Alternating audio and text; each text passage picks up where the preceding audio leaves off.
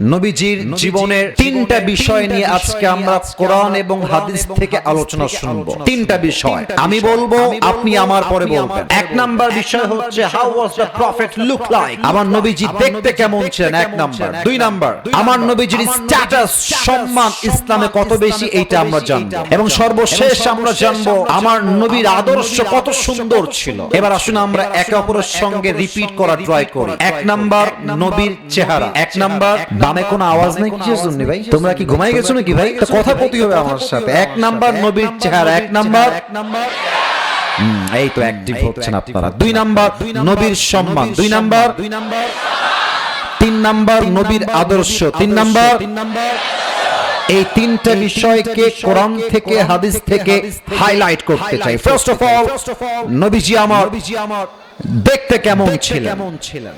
আল্লাহর হাবিব সাল্লাল্লাহু আলাইহি ওয়াসাল্লাম প্রথমত একজন সুঠাম দেহের মানুষ ছিলেন, একজন তাগড়া যুবক ছিলেন। আল্লাহর হাবিব বলতেন, আমার ডান হাতের কবজিতে আল্লাহ তাআলা জান্নাতি 40 জন পুরুষের শক্তি ঢুকাই দিয়েছে। ওনার ডান হাতে এত শক্তি ছিল। এই যে এই কে যায়, ওইটা কে যায়, তোর বউ না, তুই কই যাস বেটা? তোমার ঠ্যাং ভেঙে রাই দিবানি ভাই। বসো বাড়ি হয় না, বসো। একদম কথা কই না ভাই, ওখানে বসো। একদম উঠা উঠি নাই। আরে আসিফ হুজুর কবে আসবে, কবে বা তোমরা জানো না তো? এটা আল্লাহ তাআলার ইচ্ছা। আমি এখানে আসছি, আপনারা আমার ভালোবাসার মানুষ, আমি আপনাদের ভালোবাসার মানুষ, ঠিক কিনা বলেন? সাহস কইরেন না ওঠার ভাই, ভালোবাসার সাথেই বললাম। তাকবীর দেন, লিল্লাহি তাকবীর। অবশ্যই অবশ্যই। তো যেটা বলছিলাম, আল্লাহর হাবিবের হাতে এত শক্তি ছিল যে উনি মক্কার সবচেয়ে বড় কুস্তিগীর রুকানাকে ধরে ডান হাত দিয়ে ধরে জমিনে একটা ঠাস করে আছাড় দিয়েছেন। আল্লাহু আকবার। বলেন তো আল্লাহর নবীর শক্তি কম না বেশি? তাকান তো আমার হাতের দিকে। আমার হাতে এইটার নাম কি? তালু। বলেন সবাই, এটা আমার হাতের। কানা কাফুহু আলিয়ানু মিনাদ দিবাজ। নবীর হাতের তালু ছিল রেশমের চাইতে বেশি মোলায়েম, বেশি সুন্দর এবং রেশমের চাইতে বেশি সফট, বেশি নরম, বেশি মৃদু। সুবহানাল্লাহ পড়বেন না আপনারা? ওয়া কানা ربعة من القوم ليس بالطويل ولا بالقصير. The prophet was medium of height, neither tall nor short. আমার নবীজি খুব বেশি লম্বাও ছিলেন না, খুব বেশি খাটোও ছিলেন না। He was medium of height. নবীর দেহের গঠন ছিল মাঝারি সাইজের গঠন। খুব বেশি লম্বা হইলে তাল গাছ মনে হয়, আর খুব বেশি গঠু হইলে মেয়েরা বিয়ে করতে চায় না। কথা ঠিক কিনা বলেন? নবীজি খুব লম্বাও না, আবার বাঠুও না। নবীকে মিডিয়াম একটা সাইজ দিয়ে পাঠিয়েছে একজন। বলেন সবাই, তিনি কে? It was the height. এটা নবীজির হাইটের কথা ছিল। এবার আসুন নবীজির গায়ের রং কেমন ছিল? আরে আগেই বলেন সুবহানাল্লাহ। একটু আস্তে হলো যে সুবহানাল্লাহটা। ওয়া কানা আযহারাল লাউন। আমার নবীর গায়ের চেহারার রং শুধুমাত্র ফর্সা নয়, বরং লাবণ্যময়, সুন্দর ছিল। অনেকে ভাবে সাইয়েদনা ইউসুফ আলাইহিস সালাম সবচেয়ে বেশি সুন্দর। না না, সাইয়েদনা ইউসুফ আলাইহিস সালামের চাইতে আমার নবীকে সুন্দর করে বানিয়েছে একজন। তিনি কে?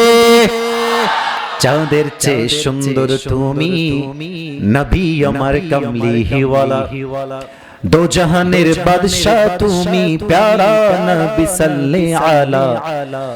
দো জাহানের বাদশা তুমি, প্যারা নবী সাল্লি আলা। চাঁদের চেয়ে সুন্দর তুমি, নবী আমার কামলিহি ওয়ালা। সুবহানাল্লাহ পড়বেন না? আমার প্রিয় কুষ্টিয়ার কুমারখালীর ভাইরা, যা হাদিস বললাম জাস্ট শর্টকাটে বললাম, time is too short. Just নবীর চেহারা সাধারণ না অসাধারণ? আমার নবীর চেহারা কি অনেক সুন্দর না অনেক বেশি সুন্দর? সেই নবীর উম্মত হতে পেরে আমরা সবাই খুশি না বেজার? সবাই একবার জবান খুলে পড়েন আলহামদুলিল্লাহ। The second subject was, what is the status of last messenger Muhammad sallallahu alaihi wasallam? নবীর সম্মান কম না বেশি? আরেকটু জোরে, কম না বেশি? আচ্ছা, আমি যদি আপনাদেরকে প্রশ্ন করি যে কুষ্টিয়ার ভাই আমার কম দেহি যে আপনার জীবনের সবচেয়ে বড় নিয়ামত কি, আপনি বলবেন যে হুজুর আমার জীবনের সবচেয়ে বড় নিয়ামত হচ্ছে আমার মা। অনেকে বলবেন আমার জীবনের সবচেয়ে বড় নিয়ামত হচ্ছে আমার বাবা। অনেকে বলবেন আমার জীবনের সবচেয়ে বড় নিয়ামত হচ্ছে আমার দুইটা চোখ। এই দুই চোখ দিয়ে I can see everything in the world. এই চোখ দিয়ে আমি দুনিয়ার সবকিছু দেখি, মাকে দেখি, বাবাকে দেখি, দুনিয়া দেখি, আমার ওয়াইফকে দেখি, বোনকে দেখি, ভাইকে দেখি, আমি সবাইকে এই চোখ দিয়ে দেখি। চোখ নাই আমার কিছুই নেই। অনেকে বলবে আমার হাত আমার জীবনের সবচেয়ে বড় নিয়ামত। এই হাত দিয়ে আমি কঠোর পরিশ্রম করি, এই হাত দিয়ে কামাই করলে আমার পরিবার চলে, ঠিক কি না বলে? একটা মারাত্মক কথা বলি আপনাদের সবাইকে মাথায় রাখবেন, আজীবনের জন্য লিখে রাখবেন কলিজার ভেতরে। বান্দাকে আল্লাহ যত নিয়ামত দিয়েছে, বান্দা সারাটা জীবন লেখা শুরু করলো আল্লাহ নিয়ামত গুণে কখনো শেষ করতে পারবে না। বলো তোমার জীবনের সবচেয়ে বড় নিয়ামত কি? বান্দা বলছে আল্লাহ চোখ, বান্দা বলছে আল্লাহ হাত, বান্দা বলছে আল্লাহ পা, বান্দা বলছে আল্লাহ মা, বান্দা বলছে আল্লাহ বাবা, বান্দা বলছে আল্লাহ আমার ভাই, আমার বোন, আমার ওয়াইফ, আমার সন্তান, আমার গাড়ি, আমার বাড়ি, আমার সম্পত্তি, আমার জমি, আমার স্ট্যাটাস। এটাই আমার জীবনের সবচেয়ে বড় নিয়ামত। আল্লাহ বলছে বান্দা নো নো, এটা নিয়ামত, এটা নিয়ামত, বাট সবচেয়ে বড় নিয়ামত নয়। সবচেয়ে বড় নিয়ামত কি? এটা আল্লাহ কোরআনে বলেছেন। 4 নম্বর পারা, 10 নম্বর পৃষ্ঠা, সূরা আলে ইমরানের 164 নম্বর আয়াত। আল্লাহ রাব্বুল আলামিন বলছেন বান্দা শোনো শোনো, লাকাদ মান্নাল্লাহু আলাল মুমিনিনা ইয বাআসা ফীহিম রাসূলা। তোমার জীবনের সবচেয়ে বড় নিয়ামত তোমার মা নয়, তোমার জীবনের সবচেয়ে বড় নিয়ামত তোমার বাবা নয়, তোমার জীবনের সবচেয়ে বড় নিয়ামত তোমার চোখ নয়, হাত নয়, বাড়ি নয়, গাড়ি নয়, বউ নয়, বাচ্চা নয়। এবার বান্দা ডাক দিয়ে বলছে আল্লাহ আমার জীবনের সবচেয়ে বড় নিয়ামত কি আপনি বলে দেন। আল্লাহ বলছেন লাকাদ মান্নাল্লাহু আলাল মুমিনিনা ইয বাআসা ফীহিম রাসূলা। ও আমার বান্দা তোমার জীবনের সবচেয়ে বড় নিয়ামত হলো আমি আল্লাহ রাব্বুল আলামিন তোমাকে সর্বশেষ নবীর উম্মত হিসেবে কবুল করে নিয়েছি। This is the biggest mercy, blessing and bounties that Allah has given you in this worldly life. আমার নবীর উম্মত এর চাইতে বড় আর পরিচয় আমাদের সেকেন্ড কিছু হতে পারে না, ঠিক কি না বলে? সবচেয়ে বড় নিয়ামত। এবার একটা প্রশ্ন করব, আশা রাখবো যে ভুল উত্তর নয়, সঠিক উত্তর পাবো। মাশাআল্লাহ, ইনশাআল্লাহ বলেছেন মানে আপনারা পারবেন। বলেন একবার ইনশাআল্লাহ, আরেকবার বলেন ইনশাআল্লাহ। একজন নবী ছিলেন, সমস্ত নবীদের মাঝে একজন নবী ছিলেন যেই নবী আল্লাহর সঙ্গে সরাসরি কথা বলতেন। নবীর নাম কি? I got the right answer. মুসা আলাইহিস সালাতু ওয়াস সালাম। আচ্ছা, উনি যে পাহাড়ে কথা বলতেন সেই পাহাড়টার নাম কে বলতে পারে? তুর পাহাড়। ছোট পাহাড় না বড় পাহাড়? আরে মিয়া বিশাল বড় পাহাড়।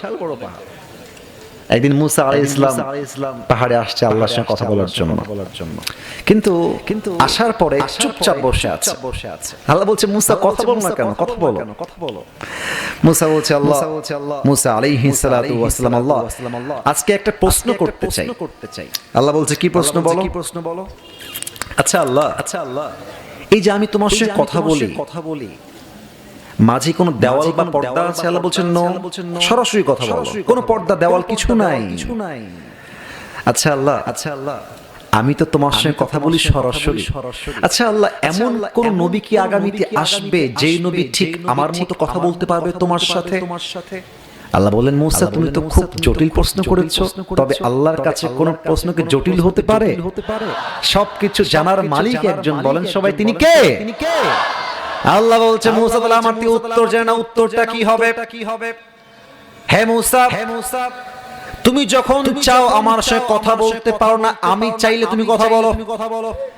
বাট তোমার পরে একজন নবী আসবেন, ইসমুহু মুহাম্মদ সাল্লাল্লাহু আলাইহি ওয়াসাল্লাম, তিনি হবেন শেষ নবী। হে মুসা, তুমি চাইলেই আমার সঙ্গে কথা বলতে পারো না, আমি চাইলে কথা বলো। আর সেই নবীর উম্মতের মর্যাদা, স্ট্যাটাস, সম্মান এতটা হাই হবে তাদের যখন মন চায়, যেভাবে মন চায়, যেখান থেকে মনে চায়, আমার ইচ্ছা হোক কিংবা না হোক, that doesn't matter, এটা কোনো ব্যাপারই নয়। তারা যখন চাইবে তখনই আমি আল্লাহর সঙ্গে দেওয়াল ছাড়াই কথা বলতে পারবে। কেমনে বলবে? আল্লাহর হাবিব বলেছেন, বান্দা যখন কোরআন তেলাওয়াত করে নামাজের মধ্যে, একটু খেয়াল করবেন, আল্লাহু আকবার, সুবহানাক আল্লাহুম্মা ওয়া বিহামদিকা ওয়া তাবারাকা ইসমুকা ওয়া তাআলা জাদ্দুকা ওয়া লা ইলাহা গায়রুক। সানা শেষ। এবার বান্দা তেলাওয়াত করছে, আলহামদুলিল্লাহি রাব্বিল আলামিন আর রহমানির রহিম মালিক ইয়াউমিদ্দিন।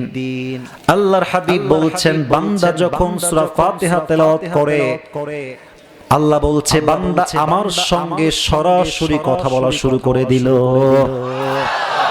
এবং এটা কেমন? আল্লাহ চাক কিংবা না চাক, ডাজন্ট ম্যাটার। আপনার যখন মন চায়, যেভাবে মন চায় আপনি কোরআন তেলাওয়াত করবেন, মানে আপনি আল্লাহর সঙ্গে উইথাউট এনি ভায়া, উইথাউট এনি মিডিয়া, কোনো দেওয়াল ছাড়া, মিডিয়া ছাড়া বান্দা যখন কোরআন তেলাওয়াত করে, বান্দা সরাসরি আল্লাহর সঙ্গে কথা বলতে শুরু করে দেয়। সুবহানাল্লাহ। এটা নবীর উম্মতের সম্মান, স্ট্যাটাস, মর্যাদা। আর একটা ছোট্ট হাদিস বলতে চাই, তবে চারটা প্রশ্ন করব এবার, চারটা প্রশ্ন। আমি কাউকে বাধাবার জন্য প্রশ্ন করছি না, প্লিজ মাইন্ড করবেন না। আমি চাই আপনারা অ্যাক্টিভ থাকেন। বলেন তো, নবীজির বাবার নাম কি ছিল? এই যে কথা আস্তে করছেন কিসের জন্য? একটু জোরে করতে হবে। নাম কি ছিল ভাই? আব্দুল্লাহ। এবার কম দিয়ে আমার নবীর মায়ের নাম কি ছিল? এবার কম দিয়ে আমার নবীর দাদার নাম কি ছিল? একটু জোরে বলেন। প্যাচ খাবেন না। আমার নবীর চাচার নাম কি ছিল? আবু তালেব। এবার একটু জোরে বলেন, চাচার নাম কি ছিল? আচ্ছা, নবীজির বয়স অন এন এভারেজ 8 থেকে 9 হবে। 8 থেকে নবীজি বসে আছেন। চাচা আবু তালেব আসছে, এসে বলছে, ভাতিজা মুহাম্মদ। আমি আরেকবার বলছি, এটা বুঝে না। চাচা ভাতিজাকে এসে কি বলছে? চাচা, ও ভাতিজা, আমি জানি তুমি আমার ভাতিজা হতে পারো, বাট তুমি কোনো সাধারণ মানুষ নও, তুমি একজন অসাধারণ মানুষ। সুবহানাল্লাহ। তো নবীজি তো বয়স কম, বলছে, চাচা আমি কি সত্যি অসাধারণ? বলছে, ইয়েস, ইউ আর অ্যামেজিং, তুমি এক অসাধারণ মানুষ। চাচা কেন? আমি কেন অসাধারণ? আপনি কিছু দেখেছেন নাকি? বলছে, আমি শুধু দেখি নাই, আমি আমার চোখেও দেখেছি। তোমার মাও আমাকে তোমার নিয়ামত সম্পর্কে, তোমার সম্মান সম্পর্কে তোমার মা আমাকে নিজেই বলে গিয়েছে। সুবহানাল্লাহ। চাচা, মা কি বলেছে আপনাকে আমার ব্যাপারে? কি বলেছে আমাকে বলেন দেখি চাচা। এবার আবু তালেব ডাক দিয়ে বলছে, মুহাম্মদ। আল্লাহু আকবার। সবাই তাকবীর দাও। আল্লাহু আকবার। তোমার মা আমাকে বলেছে, আবু তালেব, প্রত্যেক সন্তান যখন মায়ের গর্ভে আসে 10 মাস 10 দিন মা খাইতে পারে না, ঘুমাইতে পারে না, হাঁটতে পারে না, দৌড়াতে পারে না। কিন্তু মুহাম্মদ যখন থেকে আমার গর্ভে এসেছে 10 মাস 10 দিন আমি মা আমার গর্ভে একটা মুহূর্তের জন্য ব্যথা অনুভব করতে পারি নাই। সুবহানাল্লাহ। চাচা তাই নাকি? আর কি শুনেছেন চাচা? আমাকে বলেন। আবু তালেব ডাক দিয়ে বলছে, ইয়া মুহাম্মদ, যখন তুমি তোমার মায়ের গর্ভে ছিলে, তোমার মা কুয়ার থেকে পানি আনার জন্য একটা রশিয়ার বালতি নিয়ে গিয়েছে। অন্য সময় কুয়ার থেকে পানি তোলার জন্য রশিয়ার বালতি ফেলতে হতো, বাট যখন তুমি তোমার মায়ের গর্ভে রয়েছো, রশি এবং বালতি ফেলার কোনো প্রয়োজন হয় নাই। কুয়ার পানি অটোমেটিক নিচের দিক থেকে উপরের দিকে উঠে চলে এসেছে। চাচা আর কি শুনেছেন? মুহাম্মদ, যখন তুমি তোমার মায়ের গর্ভে ছিলে, তখন তুমি বাসা থেকে মাকে নিয়ে বের হয়েছো, তোমার মা তোমাকে গর্ভে রেখে বের হয়েছে। আর বাহিরে প্রচন্ড প্রখর রোদের তাপ, এতটা রোদের তাপ প্রখর ছিল, মানুষের মগজ টকবক করে ফুটবে, এত রোদের তাপ ছিল। বাট যখন তোমার মা বাহিরে বের হয়েছে, তোমার মা দেখছে বাহিরে বের হওয়ার সাথে সাথেই রোদের তাপ কমে গিয়েছে এবং একটা ছায়া এসে, একটা মেঘ এসে তোমার মায়ের মাথার উপরে ছায়া হয়ে দাঁড়িয়ে গিয়েছে। সুবহানাল্লাহ। চাচা আর কি শুনেছেন? আচ্ছা, এই গ্রামটার নাম কি একটু বলবেন? এনায়েতপুর, তাই না? আর থানা হচ্ছে কুমারখালী। আপনারা গ্রামের মানুষ, আমিও গ্রামের ছেলে। আপনারা দেখবেন যে গ্রামে গঞ্জে যেই বাড়িতে যেই ঘরে বাচ্চা জন্ম নেয়, কথা কি বোঝা যায় ভাই? কথা না করলে বুঝি কেন বলা? বোঝা যায় ভাই? যেই ঘরে বাচ্চা জন্ম নেয় দেখবেন যে সেই ঘরটা দুর্গন্ধ হয়ে যায় বাচ্চা জন্ম নেওয়ার জন্য। তো সেই দুর্গন্ধ দূর করবার জন্য মুরব্বীরা কি করে? ধূপ জ্বালায়, আগুন দিয়ে ধূপ জ্বালায়। এই ধূপের ধোঁয়ার জন্য দুর্গন্ধ দূর হয়ে যায়। আবু তালেব বলছে, মুহাম্মদ তুমি যেই ঘরে জন্মগ্রহণ করেছো সেই ঘর দুর্গন্ধ হওয়া তো দূর কি বাত, সেই ঘরটা তোমার জন্মগ্রহণের সঙ্গে সঙ্গে মেশকে আম্বরের চাইতে বেশি সুঘ্রাণ হয়ে গিয়েছিল। এবার বলেন আমার নবী। আর এক বন্ধু বলছে, আমিও যাব। কারণ বন্ধু যা বলে বন্ধু তা শুনতে বাধ্য হয়, ঠিক কিনা বলে? তো দেখেন, মালাকুল মউত বলছে আপনাকে আমি নেওয়ার জন্য আসছি, আপনি কি যাবেন কিনা? আমার চোখ দেখবেন, হাদিসটা বোঝার জন্য আমার চোখের ইঙ্গিত ফলো করবেন। তো আল্লাহ রাসূল ডান কাত হয়ে শুয়েছিলেন, চোখটা তিনি তুললেন জিবরাইলের দিকে। মালাকুল মউত দিকে তাকাইছিলেন, জাস্ট চোখটা তুলে এবার জিবরাইলের দিকে। জিবরাইল, এই কথা বলে কি ওখানে? এই বাবুরা, আওয়াজ করো না বাবুরা, আমরা শেষের দিকে আছি, মেহেরবানি করে please keep coed, keep silent, don't make any noise, কোনো আওয়াজ চাই না। জিবরাইল, তুমি কি বলো? আমি কি থাকবো না যাব? জিবরাইল বলছে, হে আল্লাহর রাসূল, আমাকে জিজ্ঞেস করলে আমি একটা কথাই বলবো যে আল্লাহ আপনাকে দেখার জন্য আরশে আজিমে অপেক্ষায় বসে রয়েছে, আপনি গেলেই ভালো হয়। এবার আল্লাহর হাবিব বলছেন, ওকে বুঝে গেছি, আমার সময় শেষ, একটু আমাকে সময় দাও, জাস্ট গিভ মি 2 মিনিটস, একটু সময় দাও। আল্লাহর হাবিব ডাক দিয়ে বলছেন, আইনা আয়েশা, আমার বউ আয়েশা কোথায়? দৌড় দিয়ে আমার কাছে আস। আয়েশা ডাক শুনে দৌড় দিয়ে আসছে, হে আল্লাহর রাসূল কি হয়েছে আমাকে বলেন, কি হয়েছে আমাকে বলেন। বলছে, আয়েশা তোমাকে জানি কয়েক টুকরা স্বর্ণ দিয়েছিলাম, গোল্ড, স্বর্ণগুলো কোথায়? বলছে, যত্ন করে রেখে দিয়েছি, কি করব আপনি বলেন। বলছে, এখনই যাও, সবগুলো গোল্ডের টুকরা আল্লাহর রাস্তায় দান করে দিবা। থাক না, একটু পরে দান করি, থাক না, কাজে দিবে, ফাতেমার কাজে দিবে, আমার কাজে দিবে। আল্লাহ রাসূল খেপে গিয়েছেন, খবরদার, এক টুকরা স্বর্ণ আমার বাসায় রাখবা। আয়েশা বলছেন, নবী হে কেন, একটু জানতে পারি কেন, কারণটা কি? নবীজি বলছেন, আয়েশা আমি যখন পৃথিবী থেকে গিয়ে আল্লাহর সঙ্গে সাক্ষাৎ করব, আমি আল্লাহকে বলবো, আল্লাহ গিয়েছিলাম খালি হাতে, এসেছিও খালি হাতে, দুনিয়াতে তোমাকে ছাড়া আমি আর কাউকে ছেড়ে আসি নাই, কিছু নয় আমার কাছে, সব দান করা হয়ে গেল। এবার মালাকুল মউত আসছে রূহ কবজ করবার জন্য। রূহ যখন কবজ করবে, আল্লাহ রাসূল জীবনের শেষ মুহূর্তে জাস্ট দুইটা শব্দ উচ্চারণ করে, এক হচ্ছে আসসালাত, আসসালাত, আসসালাত, ওয়া মা মালাকাত আইমানুকুম, হে আমার উম্মতেরা জীবনের সব ছেড়ে দিও, নামাজ ছেড়ে দিও না, নামাজ ছেড়ে দিও না। ওয়া মা মালাকাত আইমানুকুম, তোমরা তোমাদের কাজের লোকের সঙ্গে বাজে ব্যবহার করো না। আজকালকার যুবকেরা জাস্ট জুমার দিন জুমার নামাজ পড়তে আসে শেষ কাতারে, আর বাদ বাকি দিন বেশিরভাগ যুবকদেরকে 5 ওয়াক্ত নামাজে হারিকেনও খুঁজে পাওয়া যায় না, ঠিক কিনা বলে? আল্লাহ রাসূলের জীবনের শেষ মুহূর্তে মালাকুল মউত পারমিশন চায় যে, হে রাসূল আমি কি আসবো নাকি আসবো না? এই নবীর সম্মান এতটা বেশি, এই নবীর আদর্শ যে মানবে আল্লাহ তার জন্য দুনিয়াতেই জান্নাতের ফয়সালা করে দিবে। সুবহানাল্লাহ পড়েন। প্রিয় ভাইরা, রাত এখন 12:30 বেজে গিয়েছে। লাস্ট সাবজেক্টটা কি বলা যাবে নাকি যাবে না? আওয়াজটা একটু কম পেলাম, বলা যাবে নাকি যাবে না?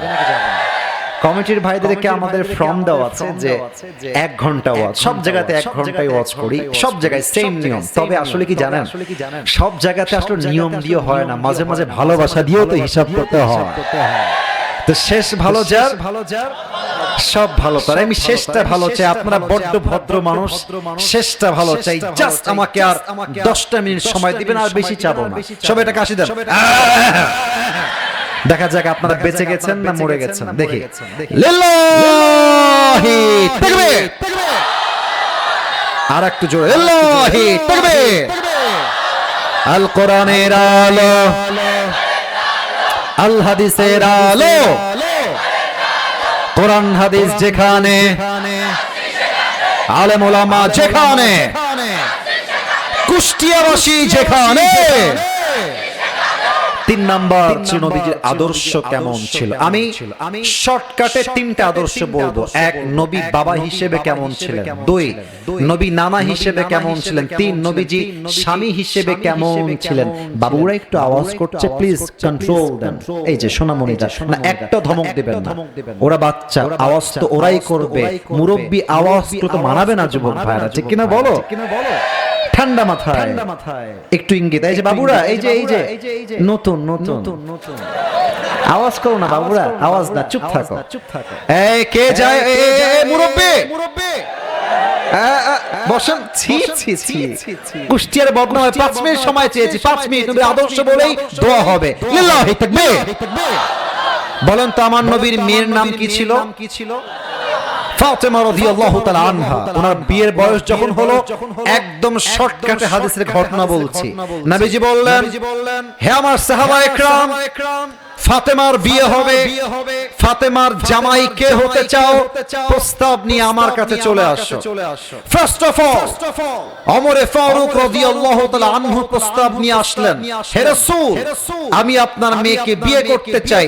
Do you agree with this proposal or not? আপনি কি একমত না দ্বিমত? নবীজি ইয়েস বললেন না, নো বললেন না। Just look at my head, আমার মাথা দেখেন। নবীজি মাথাটা জাস্ট নিচু করলেন, চুপচাপ। ওমর বুঝে গিয়েছে, আই এম রিজেক্টেড, আমি ফাতেমার জামাই হতে পারবো না। বের হয়ে গেছে। আরেকজন সাহাবী আসছে, ইয়া রাসূলুল্লাহ, আমি আপনার মেয়ে ফাতেমাকে বিয়ে করতে চাই, আপনি রাজি নাকি রাজি না? আবার মাথা নিচু, ইয়েস বললেন না, নো বললেন না। ওই সাহাবীও বের হয়ে গেল। দুইজন রিজেক্ট খেয়ে বের হয়ে গেছে। তাদের চেহারা বাংলার পাঁচের মতো হয়ে গেছে, কষ্টে, আঘাতে। একটা মেয়েকে পছন্দ করলাম, নবীজির মেয়ে, বিয়ে হলো না, মন খারাপ। আর বাহিরে দুইজন সাহাবী আছে, নামগুলো একটু মুখস্থ রাখবেন। এক হচ্ছে আব্দুর রহমান বিন আউফ, 2 হচ্ছে আলী রাদিয়াল্লাহু তাআলা আনহু। আজকাল তো ছেলে পেলে 5 এ পড়ে। এটা আমার, খবরদার, এটা আমার আছে না নাই? স্কুলে ক্লাস করে, প্রাইভেটে যায়, বন্ধু ওইটা তোর, ওইটা আমার, আছে না নাই? বলে আব্দুর রহমান বিন আউফ বলছে, আলী শোনো, তারা তো রিজেক্ট হয়ে গেছে, বন্ধু তুমি একটা চান্স নিয়ে দেখো। সুবহানাল্লাহ পড়বেন না? তো হাদিসটা একটু মজার। আলী রাদিয়াল্লাহু আনহু বলছেন যে, কি কইলা তুমি এটা? আমার কাছে না আছে বাড়ি, না আছে টাকা, না আছে জব, না আছে ব্যবসা। আজকালকার মেয়েরা তো টাকা পাইলে বুইরা টাকলার সঙ্গ বিয়ের পিড়িতে বসে যায়। হ্যাঁ, নাই, হ্যাঁ, এরকম মেয়ে নাই, নাই রে ভাই। আছে, প্রেম করে একটার লগে, বিয়ে করে আরেকটার লগে। আরে বেঈমানের কপালে সুখ জোর না যুবক ভাই। তো আলী বলছেন, না বন্ধু প্লিজ বাড়াবাড়ি করো না, আমার দ্বারা হবে না, প্লিজ। তা আব্দুর রহমান বিন আউফ খুব চালাক মানুষ, ব্যবসায়ী লোক তো, বলছে, আরে বন্ধু বুঝলাম তোমাকে দিয়ে হবে না, চান্স মারতে দোষ কোথায়? ঠিক কিনা বলে? তো এবার আলী কোন মতে রাজি হয়েছে। তো রাসূল বসে আছেন মসজিদ নববীর ভিতরে। তো আলী একবার এই পাশ দিয়ে আসে, এই পাশ দিয়ে বের হয়ে যায়, এই পাশ দিয়ে আসে, এই পাশ দিয়ে, এ আলী তুমি কোনে যাও? এদিকে আসো। কি হয়েছে আমাকে বলো, বসো। বলতে নবী এমনি আসলে ঘোরার জন্য আসছে, কিছু নাই। বলতে পারছে, আরে ভাই মেয়ের বাপকে বিয়ের প্রস্তাব দেওয়া কত কঠিন, এই যুবক আর কেউ বুঝবে না এটা। তো কোন মতে নবীজি ডেকে বলছে, বসরে বাবা, আমাকে বলো কি চাও। আসলে কি জানেন, আলী রাদিয়াল্লাহু তাআলা আসার আগে আল্লাহ তাআলা জিবরাইলকে ওহী পাঠিয়েছেন যে, ইয়া রাসূলুল্লাহ, আলী রাদিয়াল্লাহু তাআলা আনহু এই মুহূর্তে আপনার কাছে ফাতেমার বিবাহের প্রস্তাব নিয়ে আসবে। তো আলী বসে গেছে। নবী বলছে, আলী বলো, কি বলবো বলো। বলছে নবী, আমি আপনার মেয়ে ফাতেমাকে বিয়ে করতে চাই, আপনি কি রাজি আছেন? তো নবী আগের বার ইয়েস বলেন নাই, নো বলেন নাই, জাস্ট মাথাটা ডাউন ছিল নিচের দিকে। এবার নবীজি জাস্ট একটা শব্দ বললেন, ইয়েস না নো না। নবীজি বলেন, আলী ইনশাআল্লাহ ইনশাআল্লাহ প্যাচ বেঁধে গেছে এখানে। আলী রাদিয়াল্লাহু তাআলা আনহু আবার ইনশাআল্লাহর অর্থটা বুঝতে পারে না, বাহিরে বের হয়ে আসছে মুখটা বাংলার পাঁচের মতো। এই আলী বন্ধু, তোমার মন খারাপ কেন? তুমি কি রিজেক্ট খেয়ে গেছো নাকি? বলছে বন্ধু আমি ছেঁকা খেয়ে গেছি বন্ধু, আমার বিয়ে হবে না। আমি রিজেক্ট খাইছি বন্ধু, তুমি কাজটা একদম ঠিক করো নাই। তা আব্দুর রহমান বিন আওফের একটা কনফিডেন্স ছিল যে আমার আসলে যারা বন্ধুই বন্ধুকে বিশ্বাস করে, ছেলে মেয়েকে আসলে বাপ মাও বিশ্বাস করছে না, বন্ধুরাই বিশ্বাস করে। তো বলছে বন্ধু না কিছুই বলে নাই, একটা কিছু বলে নাই। বলছে ও হ্যাঁ হ্যাঁ হ্যাঁ একটু বলেছে। কি বলেছে? বলছে নবী জাস্ট বলেছে ইনশাআল্লাহ। আব্দুর রহমান মিয়া বলছে আরে ইয়ার নবীজির ইনশাআল্লাহ মানে তোমার বিয়ে অর্ধেক ডান হয়ে গেছে। আচ্ছা এবার নবীজি ইনশাআল্লাহ কেন বললেন? ইয়েস বললেন না কেন? কারণ আছে, এখানে আমি আদর্শের শিক্ষা দিতে চাই। নবীজি সোজা মসজিদ থেকে মেয়ের কাছে গিয়েছে। আইনা ফাতেমা, ফাতেমা কোথায়? মা এদিকে আসো, ফাতেমা আসছে। নবীজি বলছে ফাতেমা মা আমি তো তোমার জন্য একজন যুবককে পাত্র হিসেবে সিলেক্ট করেছি, তোমার জামাই হিসেবে। তো ফাতেমার চোখ মুখ লাল হয়ে গেছে লজ্জায়, জামাইয়ের কথা চলে আসছে। এবার ফাতেমা বলছে মাসমু, যুবকটার নাম কি? নবীজি বলছেন ইসমুহু আলী, তার নাম হচ্ছে আলী, তুমি কি রাজি আছো মা? ফাতেমা কিছুই কয় না, খালি একটা মুচকি হাসি দিয়েছে। মেয়েরা যদি বিয়ের ক্ষেত্রে মুচকি হাসি দেয়, হাদিসে আসছে দাল মে কুছ কালা তো জরুর হ্যায়, মানে মেয়েরা হাসি মারলে বুঝে যাবেন মেয়ের এখানে সম্মতি রয়েছে, ঠিক কিনা বলে? আল্লাহ রাসূল কি শিক্ষা দিয়েছেন? আব্বা জান, আমার মায়েরা যারা আছেন, please listen to me with full concentration, মনোযোগ দিবেন, কান খাড়া করবেন। আপনার যেই ছেলে পছন্দ হোক, আপনি যাকে চান তাকে আপনার মেয়ের সঙ্গে বিয়ে দিতে পারবেন না। আগে আপনাকে আপনার মেয়ের কাছে অনুমতি নেওয়া লাগবে। সে ইয়েস বললে আপনি বিয়ে দিবেন, সে নো বললে কোনো বাপের ক্ষমতা নাই তার মেয়েকে জোর করে কোনো গাঞ্জাখোরের সঙ্গে বিয়ে দেওয়া। এটা নবীর বাবা হিসেবে আদর্শ, যে মেয়ের থেকে পারমিশন চাও যে মা তুমি রাজি আছো কিনা। সুবহানাল্লাহ পড়বেন না আপনারা? 2 নাম্বার নানা হিসেবে হাদিস শর্টকাট, এটা তো স্কুল তাই না? মসজিদটা কোন দিকে? এইদিকে সামনে। দেখবেন মাঝে মাঝে মসজিদে বাচ্চারা আসে আর মুরব্বিরা ঘাড় ধাক্কা দিয়ে ধমক দিয়ে থাপ্পড় দিয়ে মসজিদ থেকে বের করে দেয়। এরকম আছে না নাই? আল্লাহ রাসূল নানা হিসেবে মুরব্বি হিসেবে কেমন ছিলেন দেখেন। একবার নামাজ পড়ছেন, আল্লাহু আকবার, সানা পড়েছেন, কিরাত পড়েছেন, আল্লাহু আকবার, রুকু সিজদায় গিয়েছেন। আমি কিন্তু কোনো কাটছাট না, একদম শর্টকাটে বলছি। রুকুতে গিয়ে উঠে কিরে নবীজি উঠছেন না কেন? এক সাহাবী ভাবছেন উনি কি মারা গেলেন না বেঁচে আছেন? বোঝার জন্য জাস্ট একটু হালকা করে উকি মেরেছে সিজদার থেকে। তো দেখছে নবীজি সিজদায় আছেন, নবীর পিঠের ঘাড়ের এখানে হাসান আর পেছনে হোসাইন চড়ে বসে আছে। এখন সে ভাবতেছে যে আমি যদি টান দিয়ে ধরে নামাই দেই, রাসূলের পিঠ হালকা হয়ে যাবে, আল্লাহু আকবার, উঠে যাবে। তো ওই সাহাবী নামাজের মাঝেই নামানোর জন্য হাতটা এভাবে বাড়িয়েছে। যখনই হাসানকে নামাতে যাবে, নবীজি নামাজের মধ্যে সিজদা থেকে হাতটা পেছনের দিকে নিয়ে শক্ত করে হাতটা ধরেছে। আর নবীজি মেসেজ দিয়েছেন আমার নাতি যে পর্যন্ত আমার ঘাড়ে আছে সেই পর্যন্ত আমি সিজদায় আছি, আমি সিজদাতেই থাকব। এবার মুরব্বীরা যুবক ভাই আমাকে উত্তর দেন, নবীজি চাইলে একটু ঝাঁকি দিয়ে ফেলাইতে পারতেন না? কথা কম, ফেলাইতে পারতেন কি পারতেন না? উনি রেখে মেসেজ দিয়েছেন যে বাচ্চাদেরকে আদর করো, ভালোবাসো। যেই বাচ্চা আজকে নামাজি হবে ওই বাচ্চা আগামীতে অমরের মতো পুরো বিশ্বে ইসলামের শাসন কায়েম করবে।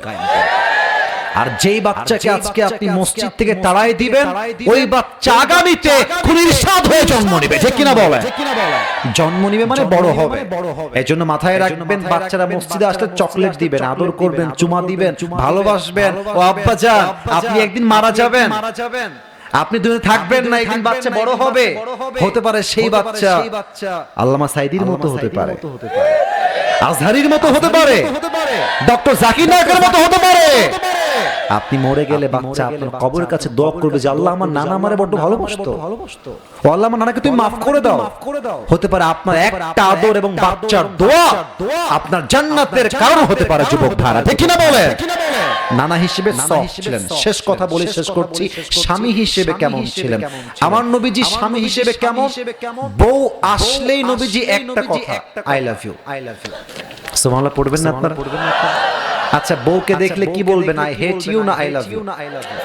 আপনারা কি জানেন যে মিথ্যা বলা 3 জায়গায় যায়, তার মধ্যে 1 নাম্বার বউ। আপনি একটা শাড়ি কিনে নিয়ে আসছেন, শাড়ির দাম হচ্ছে মাত্র 1000 টাকা। এখন বউ যদি শুনে যে দাম 1000 টাকা, বউ তো রাগ করবে, বলবেন যে 10000 টাকা। জায়েজ আছে এটা? সুবহানাল্লাহ পড়বেন না আপনারা? আচ্ছা, আপনার বউয়ের সঙ্গে আপনার মায়ের বনিবনা হয় না, এটা আবার রাগ করেন না, এটা কিন্তু হয়। শাশুড়ি বউকে দেখতে পারে না, বউ শাশুড়িকে দেখতে পারে না, ঠিক আছে না ভুল বললাম? এখন আপনি পড়ছেন মহাফান্দে, মাকে ভালোবাসলে বউ নারাজ, বউকে ভালোবাসলে আপনি করবেন কি? এখন কম দিই, আপনি কি করবেন আমি বলে দিচ্ছি। মাকে বলবেন যে মা, আমার বউ তো তোমার কত ভালোবাসে, সারাদিন তোমার নামে খালি প্রশংসা করতেই থাকে, খালি করতেই থাকে তোমার নামে প্রশংসা। মা বলবে ও বাবা তাই নাকি? তখন দেখবেন মায়ের ঘৃণা ভালোবাসায় পরিবর্তন হয়ে যাবে। এবার বউয়ের কাছে এসে বলবেন যে আমার মা যে তোমাকে কত ভালোবাসে, বিশ্বাস করো। আমাকে সকালে বলছে এই খবরদার, বউকে গিয়ে শাড়ি কিনে দিবি, শপিং করে দিবি, ঘুরতে নিয়ে যাবি, কক্সবাজার যাবি, সাজেক ভ্যালি যাবি। আপনার মা আসলে কিছুই বলে নাই, কিন্তু আপনি এই যে পামটা দিলেন, আপনার বউয়ের জন্য ভালোবাসা প্রকাশ করলেন, এই ভালোবাসার জন্য আপনার আমলনামায় সওয়াব লেখা হবে। সুবহানাল্লাহ পড়েন। তাহলে বউকে দেখলে বলবেন আজ থেকে আই হেট ইউ। আরে বউ নাই বুঝলাম, প্র্যাকটিস যেটা তো বলতে পারেন। বউকে কি বলবো? আই হেট ইউ না আই লাভ ইউ। আল্লাহ সকলের বউয়ের সঙ্গে ভালোবাসা বাড়ায় দিক, পড়েন সবাই আমিন। আর বলছে হুজুর বউ না, আরে বেটা বউ নাই, বউ তো আগামীতে হবে, ঠিক কি না বলো? অতএব বউয়ের সঙ্গে আজ থেকে দ্বন্দ্ব নয়, বউকে আমরা, আরে ভাই মেয়ে মানুষ পাম্পটি পাগল হয়, পাম্পটি দিবেন আপনাকে ভালোবাসে, পাম্পটি দিবেন না, আপনি দেখতে যতই সুন্দর হোক আপনার বউ আপনাকে বাদ দিয়ে কাইল্লার সঙ্গে ভেগে যাবে। অতএব আজ থেকে কোন রকম ঝগড়া নাই, মারামারি নাই, বউ দেখলেই ভালোবাসা, বউ দেখলেই আদর, বউ দেখলেই আই লাভ ইউ। রাজি আছেন তো ইনশাআল্লাহ? আল্লাহ রাসূলের কাছে সাহাবী এসে বলছে হে রাসূল আপনি সবচেয়ে বেশি কাকে ভালোবাসেন? নবীজি প্রথম কথাই উহিব্বু আয়েশা আকসার, আমি আমার বউ আয়েশাকে সবচেয়ে বেশি ভালোবাসি। সাহাবা একরামরা লজ্জায় মাথা নিচু হয়ে গেছে। সাহাবী বলছে রাসূল আমি বউয়ের কথা বলি নাই, সাহাবীদের মাঝে কাকে বেশি ভালোবাসেন? আর নবীজি বউয়ের কথা উল্লেখ করে বুঝিয়েছেন বউকে ভালোবাসা কাপুরুষের কাজ নয়, যে তার বউকে ভালোবাসতে পারে সে কাপুরুষের বাচ্চা নয়, সে বীরপুরুষের সন্তান, ঠিক কি না? অতএব স্বামী হিসেবে আজ থেকে আমরা we will try our best to become the best husband in the world। আমরা আজ থেকে চেষ্টা করব সবচেয়ে ভালো স্বামী হওয়ার জন্য। আল্লাহ সবাইকে তৌফিক দান করুক, পড়েন সবাই আমিন।